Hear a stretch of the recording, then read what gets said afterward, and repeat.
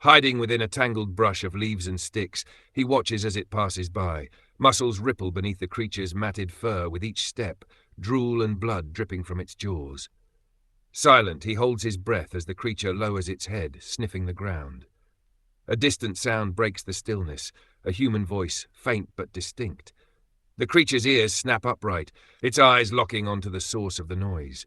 It drops the lifeless body from its jaws and immediately takes off, vanishing into the undergrowth. The threat is gone. Slowly he emerges from the brush. Sunlight pierces through the branches, glinting off his long, bristly grey fur. A baby squirrel. He shuffles forward, a soft, mournful squeak escaping his tiny throat. There, lying on the forest floor, rests his mother. Her body is riddled with puncture wounds, the soil beneath her darkened by what had been taken from her. Her fur, rough and tangled, clings to the earth as if refusing to let go. The light above, fractured by the branches, touches her with a fleeting softness before fading into the night. A hush lingers. Hours pass. The baby squirrel refuses to leave her side. Crows begin to gather, hopping closer with each passing minute. When one ventures too near, he rushes at it with a high-pitched cheer, but the bird merely flutters back, unfazed. His tiny claws are no match for them. Ants have already begun their steady procession across his mother's body. The night air grows cold and the crows settle into the branches above. Patient and waiting, they watch, knowing he will soon tire out. Shivering, he curls against his mother's side, his eyes half-lidded, his breath shallow. His tiny body trembles with exhaustion, and though he has only just begun to explore the world, he seems to understand his time is ending. Perhaps it is the flicker of memories keeping him awake, the warmth of his mother as she hoarded acorns in their den, preparing for the winter's chill. It was only days ago that he had first ventured beyond their nest, his mother always close by, keeping him safe, until today.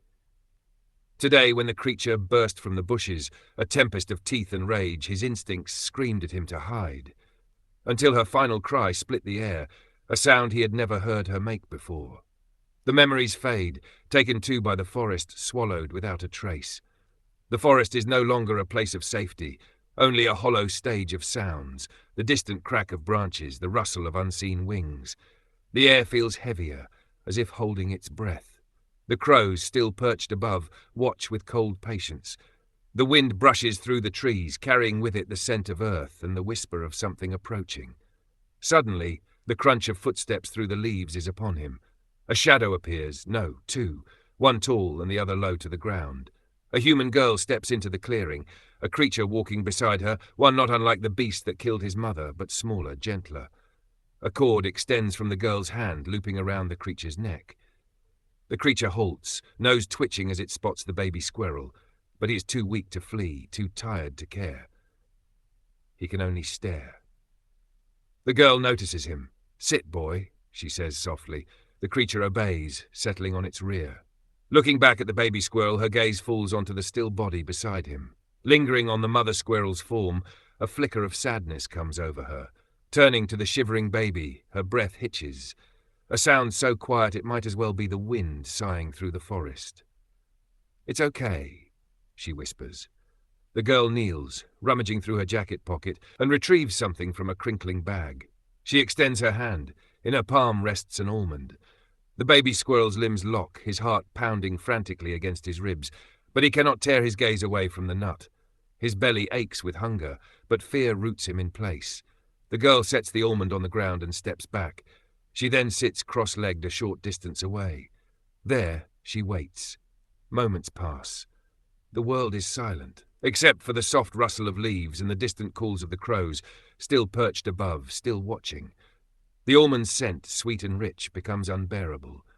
Hunger wins. Trembling, he inches forward, his tiny paws seizing the nut. He nibbles, quick and cautious, never taking his eyes off of the girl. She smiles and offers another, this time holding it closer. He hesitates, every instinct screaming to run. Yet the warmth of her presence feels different from that of the predator, calmer, safer, and the cold, creeping darkness inside him lessens, if only so ever slightly. After a long, uncertain moment, he reaches for the nut, his tiny claws brushing her skin. The girl stays perfectly still, her breath steady. When the nut is gone, her hand remains, palm open on the earth, an invitation. The cold is sharp and biting now, seeping from the air and the ground. His thin fur no longer offers any resistance. With trembling effort, he slowly climbs into her palm. A faint, steady warmth meets his tiny paws. His paw lifts, hesitates, then lands back in her palm. She doesn't close her fingers around him, doesn't trap him. Instead, she freely offers her warmth. And after a moment, he allows himself to fully rest against her skin, his tiny body snuggling into her hand.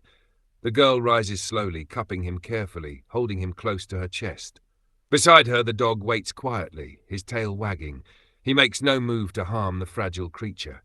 The crows stir in the branches, restless, hungry, but unwilling to challenge this new guardian. That night, a girl and her dog walked out of the woods with a baby squirrel cradled gently in her hands.